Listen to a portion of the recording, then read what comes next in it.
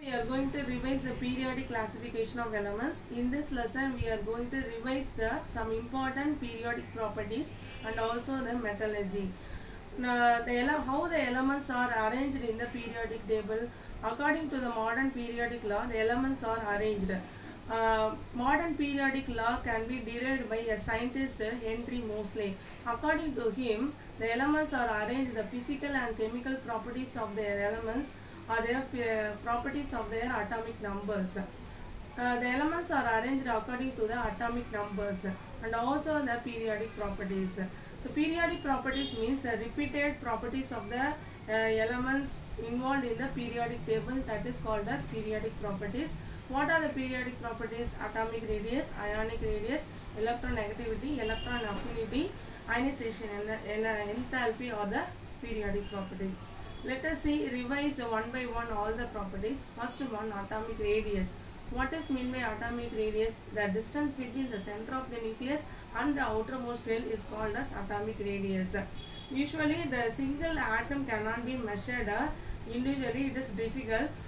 So the atomic radius means the distance between the center of the two adjacent elements of the nucleus is called as atomic radius. The atomic radius can be classified into two types, metallic radius and then covalent radius. The distance between the center of the nucleus of the two adjacent atoms of the metal means that is called as metallic radius. The distance between the two center of the nucleus of the adjacent element of the non-metallic elements is called as covalent radius.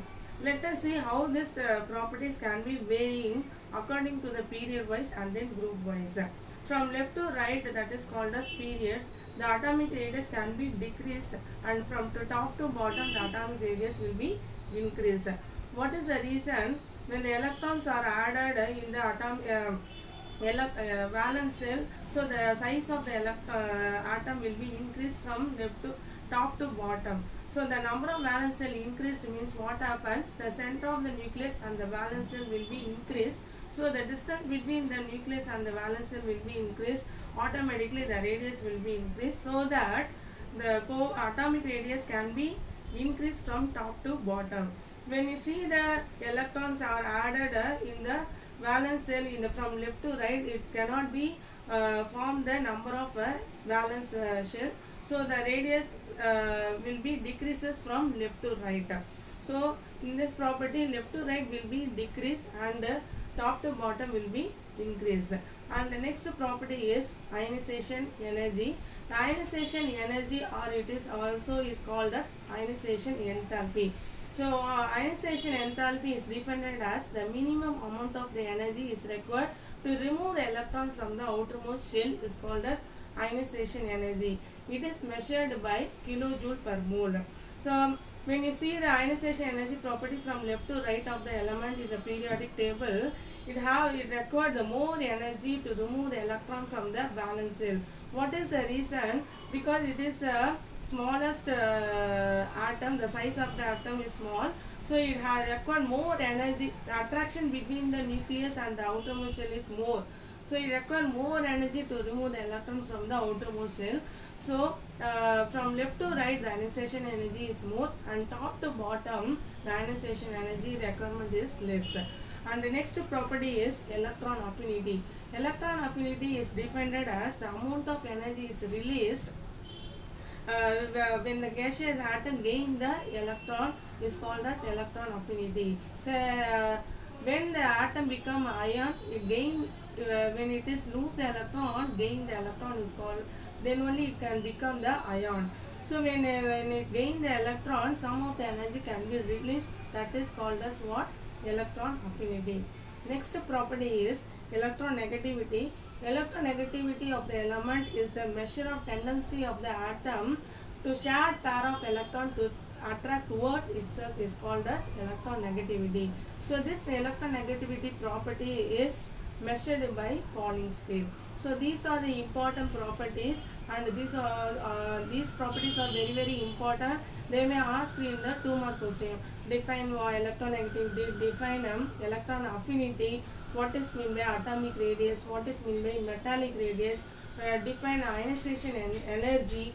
Okay, so these are the important 2 marks. Next, move on to the next topic is metallurgy.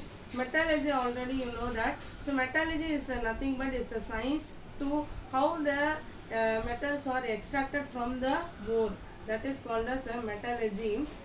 In the extraction of the metals in the metallurgy, it involves three important steps. What are that? Concentration, production of the metals, and then purification of metal.